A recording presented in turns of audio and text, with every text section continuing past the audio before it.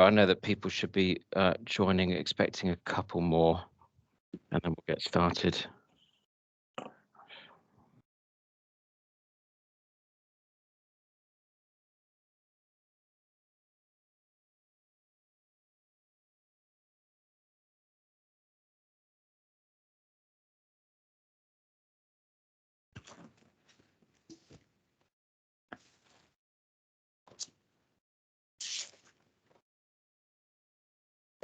Okay, Afsana, I'm not so used to Teams. Afsana, can you see this? Yeah, I can see your slides. Yeah. Great. When I say it like I'm an expert on Zoom, which I'm not, but slightly less hazardous. Great. Okay, well, we'll make a start because there's only 45 minutes. I know it's already been a pretty packed day already. So this is just a very quick look at some of the work we've been doing at CDC and with some partners around support around special educational needs and disability, specifically in the early years. And this is from a partnership that's been several years running, funded by the Department for Education. My name is Chris Rees. I'm the principal officer in the education team here at CDC. I've been working on the EYSEND partnership since the beginning. I'm also a parent of a child who's had his own early years. I wish I'd known all this when he was going. He's 10 now. When we were going through early years, which was an interesting experience. But yeah, there's always lots of learning. And my colleague who's supporting Afsana. Afsana, do you want to say hello? Hiya. Oh. Yep, hi. So it's Afsana, I'm the project assistant at the Council for Disabled Children.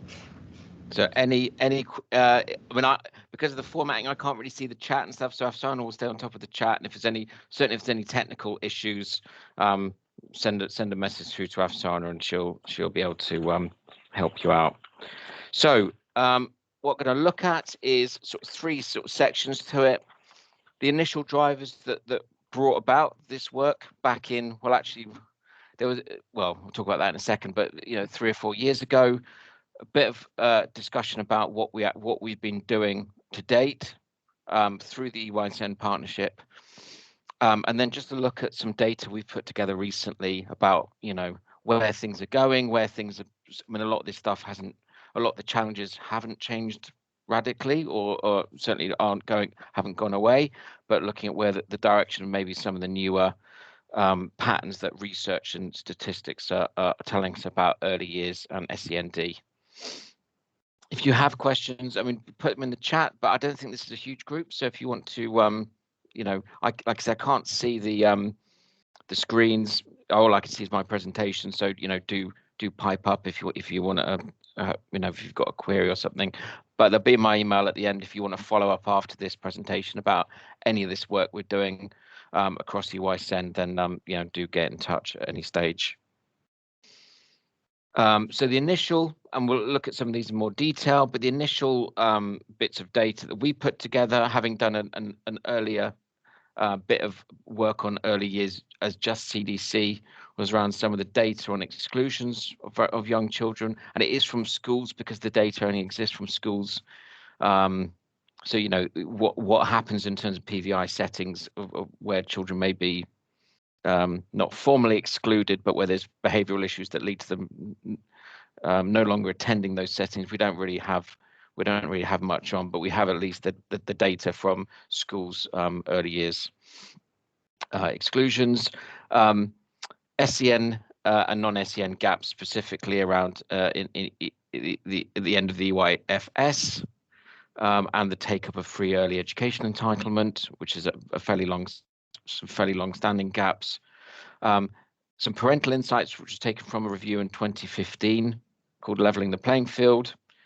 And then, even before the pandemic, the erosion of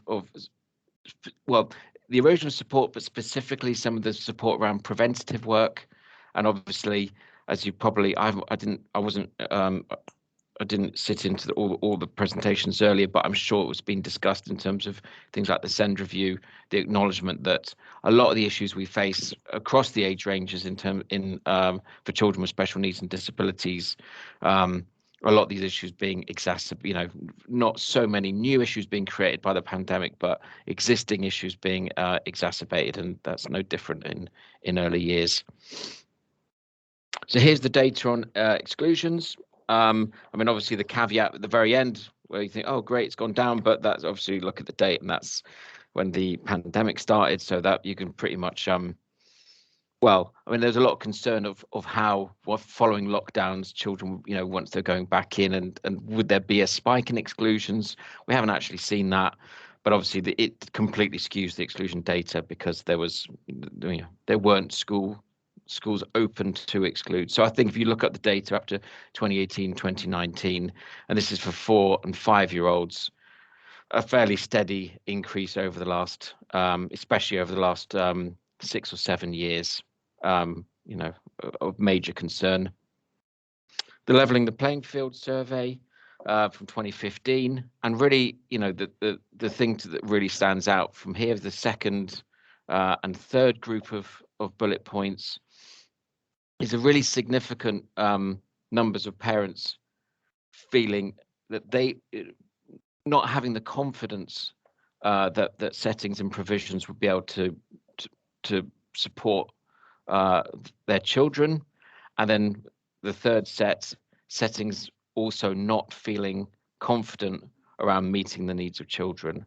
And this was a really pivotal part of the development of our work on EYSEND. It's really looking at those questions of why is it, you could say maybe it's a sort of cyclical, it's a circular thing, but actually where are the points in the system that mean parents aren't confident, but settings aren't confident either, and what can be done to try and change that, to try and support both parents and professionals, because from our perspective, for a lot of it, it's not necessarily looking at settings having to buy in expensive, or loads of external specialists coming in. A lot of it's actually drilling down into what is it that is not unrealistic for settings to be able to provide themselves, with some training or with some support, but not something that is sort of insurmountable. And I think that's where a lot of these questions of confidence led to, and that erosion of vital preventative work, especially in the early years. And there's a number of bits of research and data here, and some of it is about cuts to the system leading to a sort of trend of services having to focus on more statutory obligations. There's some in here about focusing on support for EHC plans. Obviously, given the statutory, the legal nature of those documents compared to what preventative work, where there's the requirement is obviously weaker in terms of providing that support. If you look at the National Portage Association, I mean, it's been really interesting doing this work since 2018 of seeing that the scale across the country where so many local authorities no longer having portage.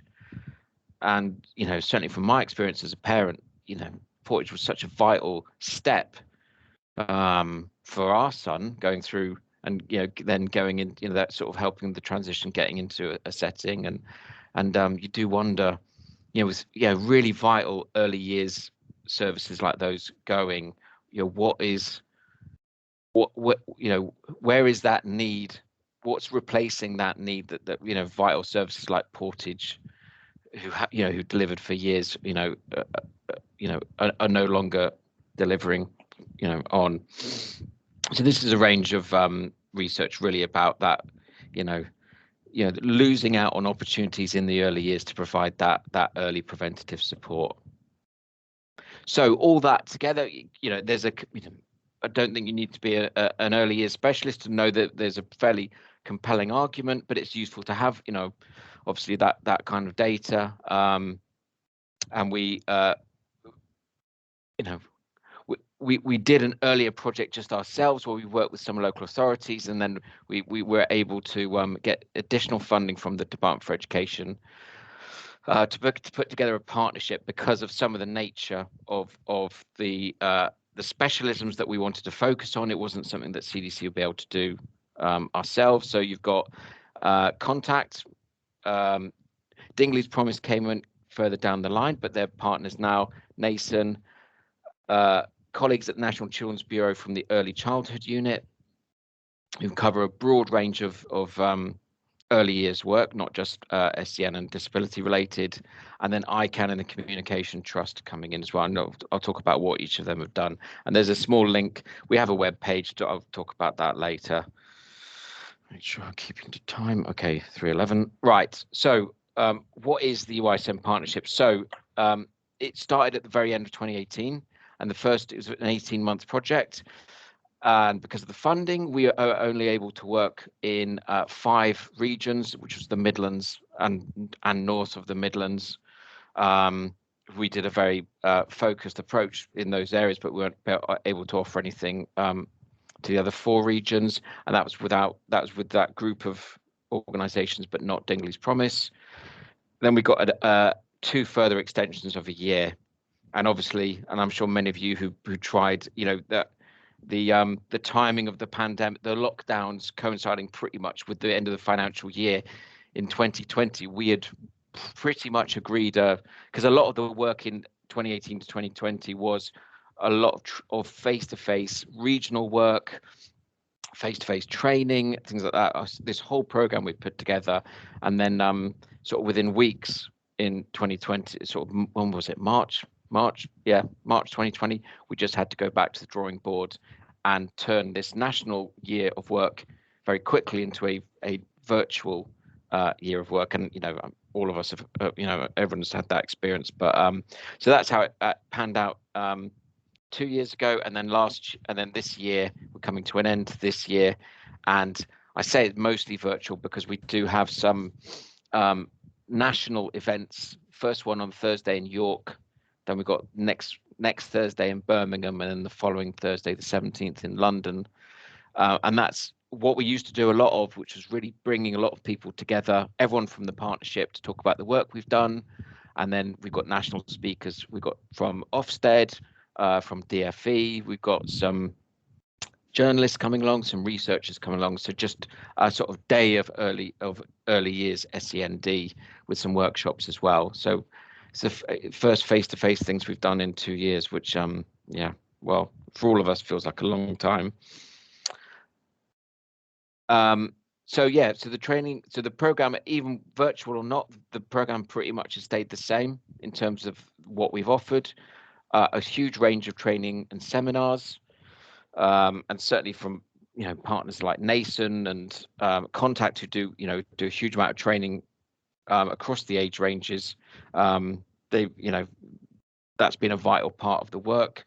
The development of resources, and then specialist support to local areas, and I'll talk about each of these in a minute. So the training, the vast majority of training was for practitioners, and that was a range of local authority practitioners, but also practitioners from health teams, but settings, and schools and settings.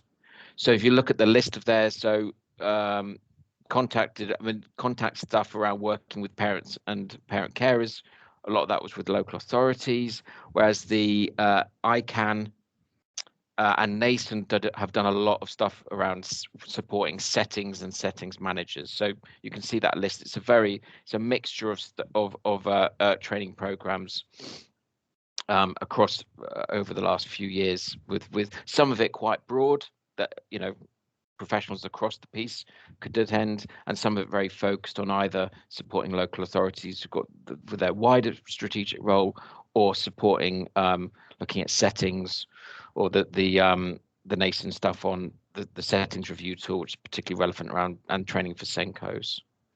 So that's the example of the training programs we've offered. We've been on off and Contact and alongside some colleagues as well. Contact have led on training for parent carers.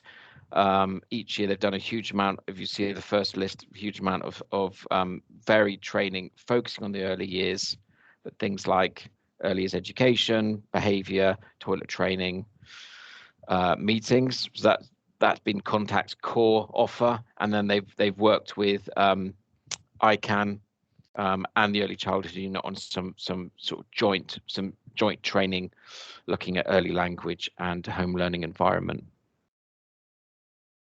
Alongside of that, each partner, you'll see the specialist areas that the partners are focused on. We've done a series of seminars as well, looking at the same kinds of things. So transition, SLCN pathways. We've led on at CDC Equality Act and disability in the early years, and ordinary available provision.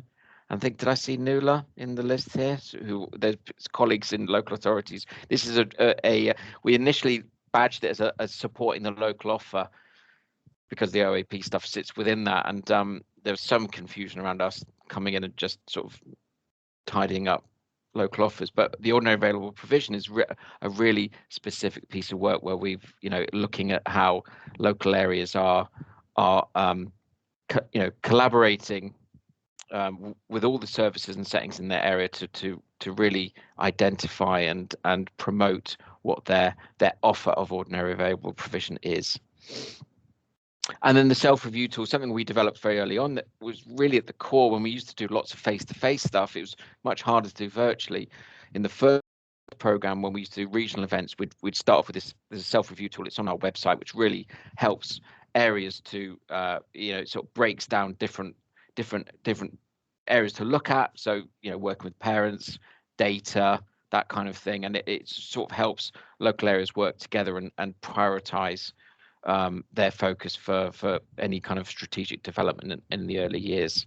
And they were really good but it was very much a get people around the table kind of exercise. And we tried doing it virtually, and one of the things that some virtual work, I think, for all our programs, it can kind of relatively seamlessly move from face to face to virtually, but the self-review tool was a much harder thing to do without sort of being able to sit with people directly. A range of resources have been developed, and these are all on the website as well, and all the partners have developed stuff. So as I said, the self-review tool I've just spoken about, transition, resources and webcasts, a lot of stuff from ICANN and TCT on SLCN, speech and language communication needs, pathways, strategic approaches. And these are just a few examples, and Nathan's guide to EYSEND reviews. So do have a look. These are all on the website, PDFs you can download, share, do as you wish. We're very keen to promote the use of some of them go back a few years, but they're all still applicable in terms of the early years work. And then the specialist support, which was a very targeted piece of work that each partner did, where we offered really just 3 days. I mean, ideally it was over a year, but we had to adapt slightly in the virtual world, where local areas could apply for support from partners on their specialist area. So Nathan did the whole setting approach. Speech language communication needs was communicating pathways and settings was ICANN and the Communication Trust. Dingley's Promise worked on transition, contact, engagement with parents.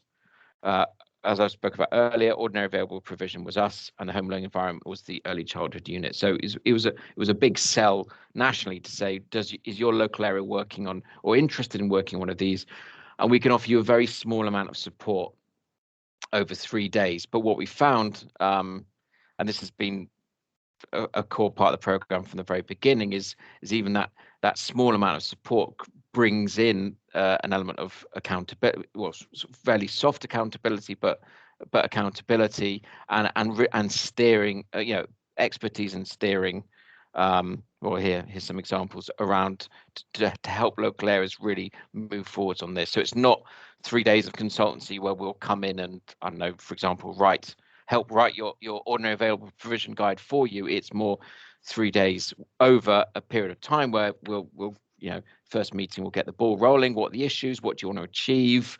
who's involved, okay, why isn't X involved, sort of getting that sort of early initial mapping and getting that sense of perspective, and then 2 meetings, depending on the timescales we're working on, but 2 meetings further down the line just to see where progress is and to give that advice and encouragement, really. And it's probably the most it's a particularly successful element of the work because it's low cost, it's low, it's not huge. There's no huge demand capacity wise, but it's something that worked well in terms of really moving areas forwards. And here's some of the examples of why. So it's that the nut we still haven't cracked nationally around better collaborative working. Even on a local level, about people working together better. The work was locally owned. It wasn't, as I said, it wasn't about national organisations coming in and saying, right, you need to do this, and we'll write this bit, and then coming up with a resource or a product at the end that is kind of piecemeal and not owned by the local area itself. It's very tailored, and certainly from our ordinary available provision work, no two local authorities were the same. The different contexts, there was different ways of working, there was different people involved, and it was very much around what's the model's going to work for this area, and the capacity and the teams who are available and the needs on the ground. And networking and peer-to-peer support. Bit of data around the early years. I mean, this is just some of the stuff. Overall, so in terms of those specialist supports, and it was a big part of our work was about improving strategic planning on EYSEND nationally. So we've 88 local authority areas have received the specialist support and have identified themselves as having improved EYSEND strategies. And as I said, whether that's on OAP or an SLCN pathway, that was a big priority for the program, was about making sure that there was an impact strategically, because we needed, and part of the specialist support was about ensuring that there was before we sort of, there was a contract of sorts, but it was the agreement had to be signed off within the local area by a senior manager. We had to have this, there's an element, there's a part of the process which said you need the senior buy-in to make sure this work, there's an engagement with this work. So that was an important part of it. In 2020-21, last year alone, we had over 12,000 parents, practitioners, local authority staff with support and training. So it's that balance around, the strategic support's really important. It is really important to get numbers through training, because we know that, as parents, kids grow up, there's always going to be new parents coming through that 0 to 5 age range. And the same, and professionals move on. So there's always that, there's never that sense of here's enough training to cover things for the next 5 years or even a couple of years. So there's always that's why a lot of our training programs stayed relatively static, because it was just about making sure we were fulfilling a need from year to year, or some kind of need. It was, obviously nowhere near the full need.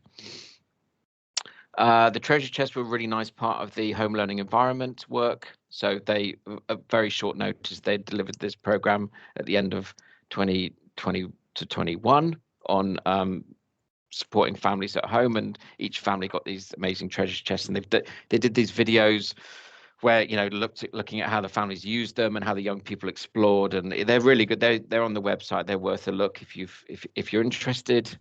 Over 3,000 views of resources last year alone. But again, what we've always encouraged, we have a newsletter, and we send a lot of stuff out, and we hope that these resources are shared as much as possible.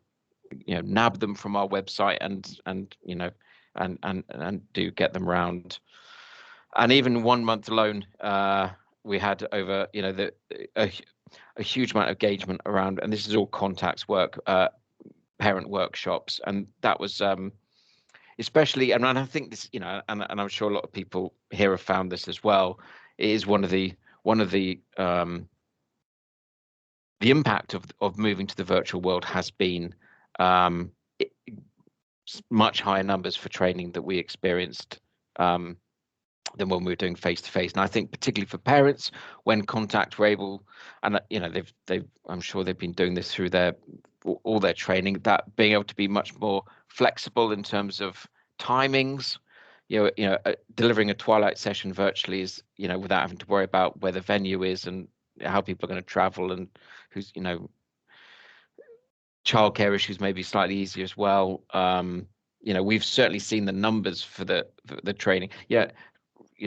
Considerably higher than they were when we had to do face to face. Although obviously, there is it's not quite the same not being able to sit around a table, and what you lose in networking, you do generally gain in terms of the numbers. So we've had very good engagement, especially in the last couple of years. Once all these things were established at the beginning of last year's work. So we had the end of the 18-month project. We had an external evaluation by University of Wolverhampton, and it was really, we were pleased because of the stuff. These were the things that we went into the work hoping we would achieve. Training a critical mass of practitioners, as I've said, new people come along every day, but there was a good engagement on the training. And then going back to that point from the 2015 survey about increasing parental, that issue around confidence in settings, parents having the confidence that settings are able to support their children, and the confidence to have to send their child in every day, that this is the right place for them, and whatever needs are emerging are being met. Support, as I've said earlier, supporting local areas to develop multi-agency strategies, and the two key parts of that were about access and inclusion, and really all the different bits of work, whether it's SLC and O8, ordinary available provision documents. It's really about those two things. The whole project really is about those two things, about increasing access and inclusion for young children with special needs and disabilities. And then there was a because, partly because this was an element of the DFE funding, but there was a particular finding around SLCN pathways, as that was one of the priority areas, especially in the first year's work.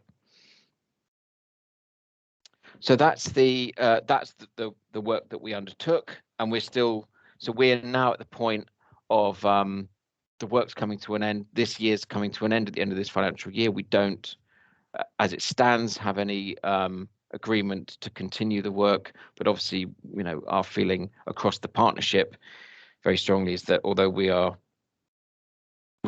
feel we're making an impact of the work, it's this is an area that is still doesn't really get enough of a focus. I think early years for lots of things, but certainly in terms of special needs and disability, there's still not enough of a focus. There's not, arguably in local areas, there's not enough of a priority placed on early years, and that element of actually what can be achieved in terms of really strong preventative work that can support some of the transitions or some of the issues that then crop up further down the line in primary or secondary. So we're certainly keen to continue the work in some, or the work to be continued by DFE, whether it's by us or someone else, but to make sure that the government still maintains that focus on supporting SEND in the early years. So very quickly before I finish, some data.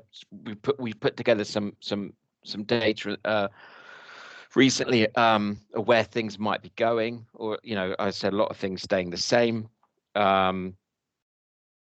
So here's some of the SEN disability data taken from 2021.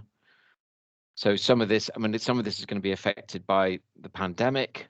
Although if you look at the so the first bullet point, the key points to note of the early years entitlement, it's drawing out where are the changes in terms of, we know that there's going to be, some of this data is going to be affected by the pandemic, but it should be affected relatively consistently. So it's things like the take up of earliest entitlement by 2-year-olds fell more significantly than take up by 3 and 4-year-olds, and that's a difference of 13% against 5%. So it's really, drawing out data like this.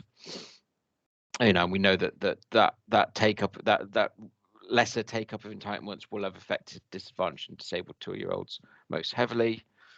3 and 4-year-olds in the universal offer, 6.3% had special needs, and in the extended offer, only 2.8%.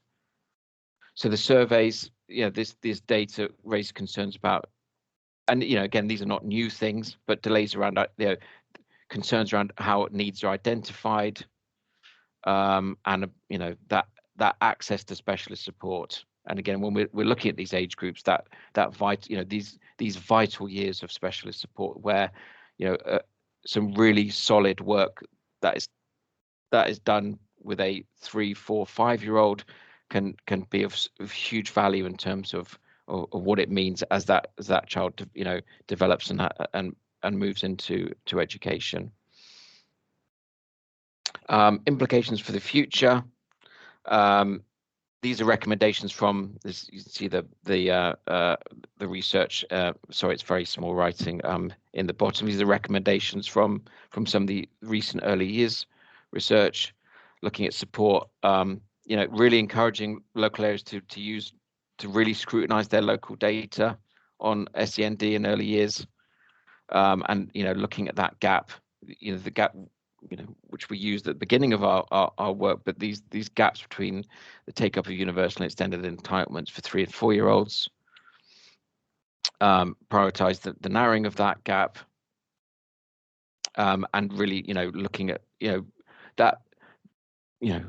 looking at how local authorities are using their local data, but then looking at how that map of how of local information, how is that affecting national policy on SEND in the early years, which and part of our work in the EYSEND partnership, obviously with voluntary sector, you're pleased to get funding from anywhere at the moment, but one of the things about the partnership with DFE, of getting funded by DFE, was making sure we were sending, not just we were reporting back to say we've done the stuff you're funding us to do, but also saying here are some of the.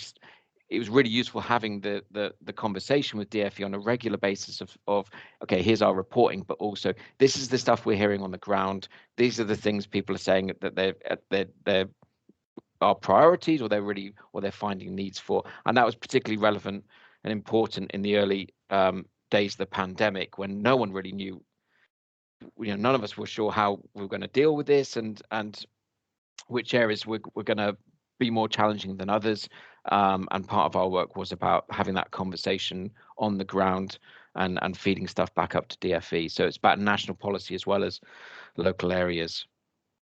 This was an interesting piece of work that was done. Let me bring it up. Where is it? So this was January 2021. From government data. So it's about looking at this data. This was national data, but for example, in terms of looking at ethnic groups, a fall of 31% amongst eligible Asian 2-year-olds compared to 10% among eligible white 2-year-olds. So it's looking at these are big. These are not these are numbers that someone needs to pay attention to.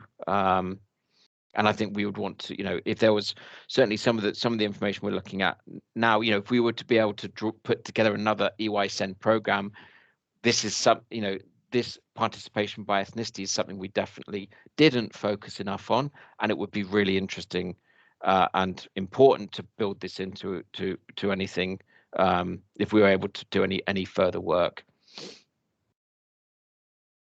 What's the time? Okay, I've still got 10 minutes. So and there's the link. There's the link at the bottom. I mean, I think all of this will be sent around following today. So, the slides will go around. You can click on the links, but do get in touch if there's any of this data or research you'd like to get the links to a bit earlier, or aren't included. EHC plans, SEN support and types of need. And again, we know that recent data will be skewed because of pandemics, but it's still looking at where the patterns are. So reception, we look at that 55% increase in EHC plans, and as way of balance, that was 56% increase in primary and 35% increase in secondary. Interestingly, so you had the increase in EHC plans, but the SEN support itself fluctuated but fell only slightly over the same period.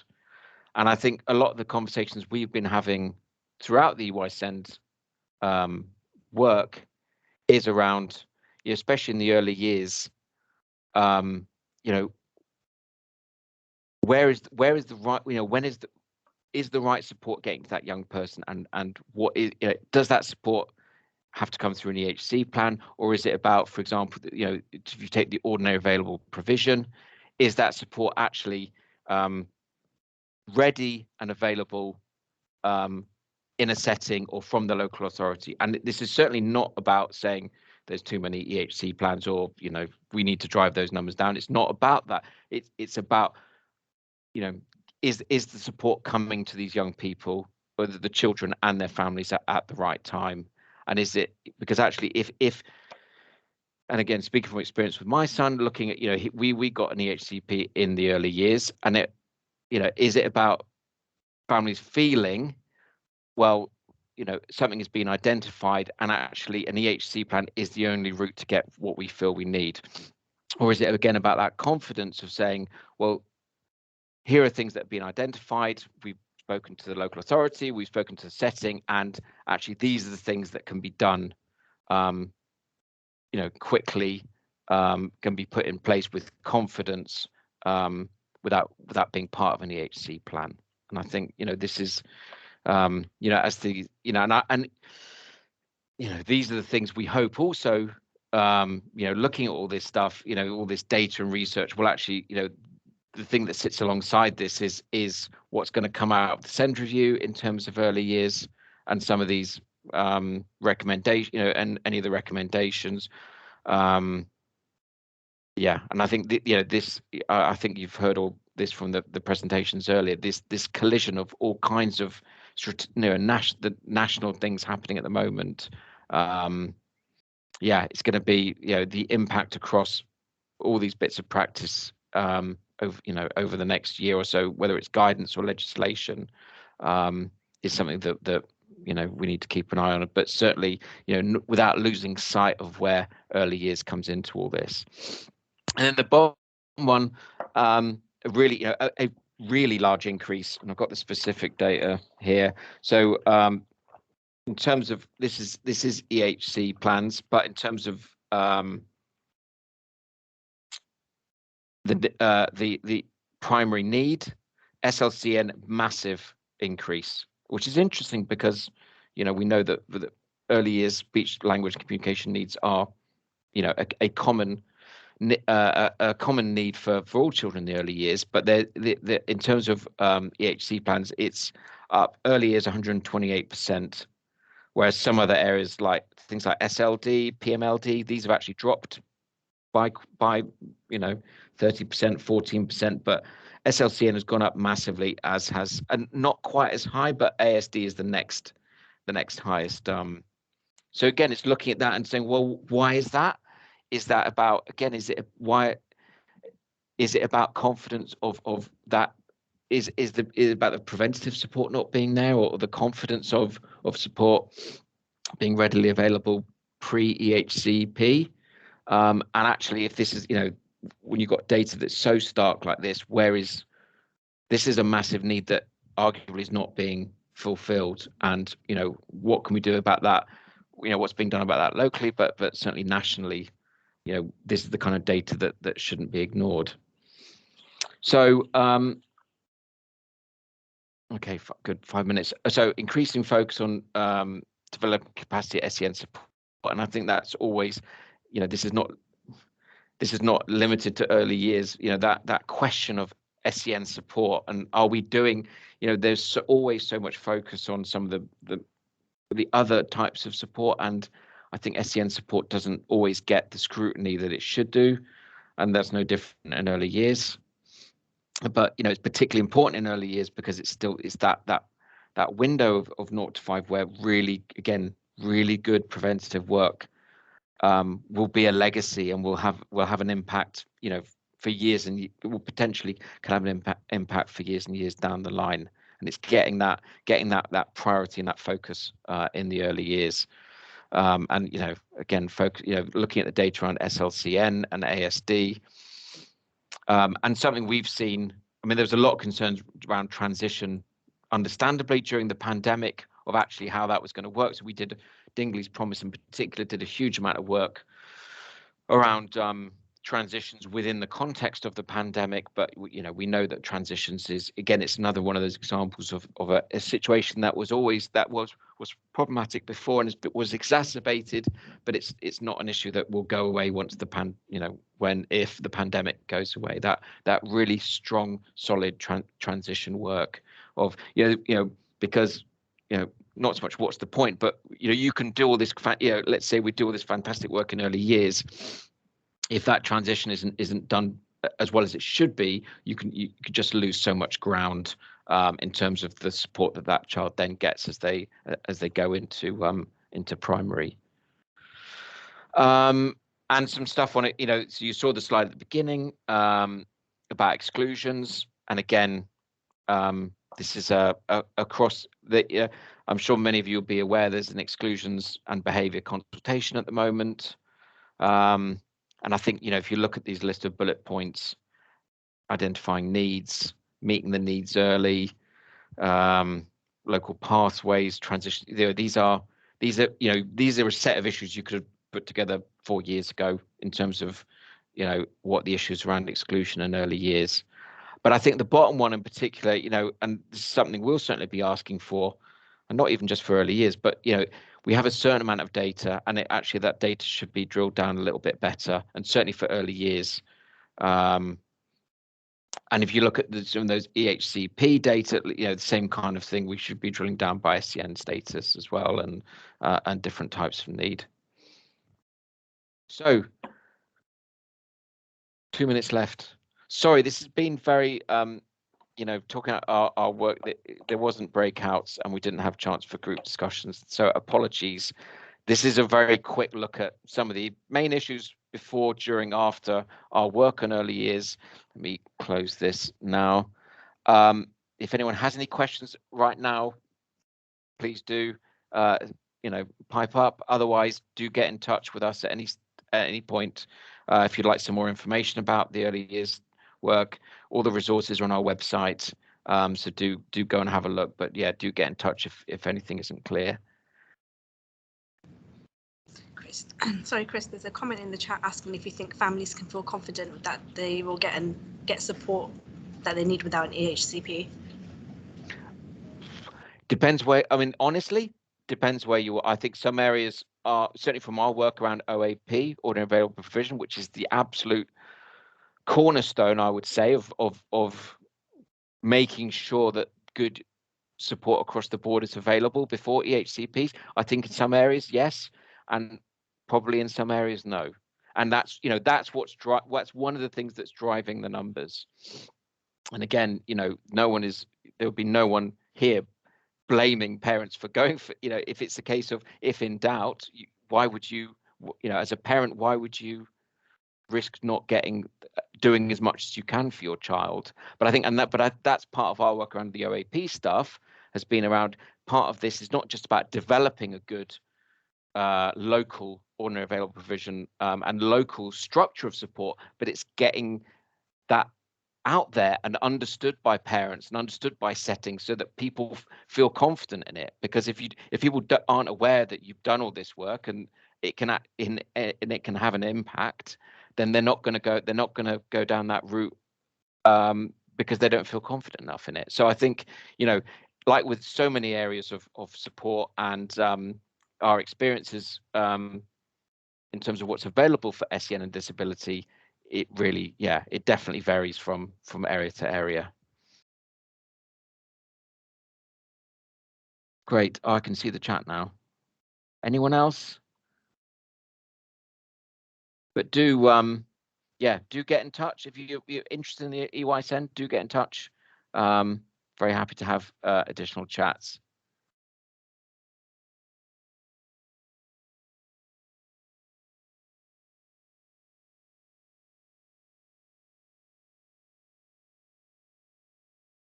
Great. And apologies again for this really being possibly your least interactive workshop today. Great. Afsana, anything else? No, I'm not seeing any more comments in the chat. Great.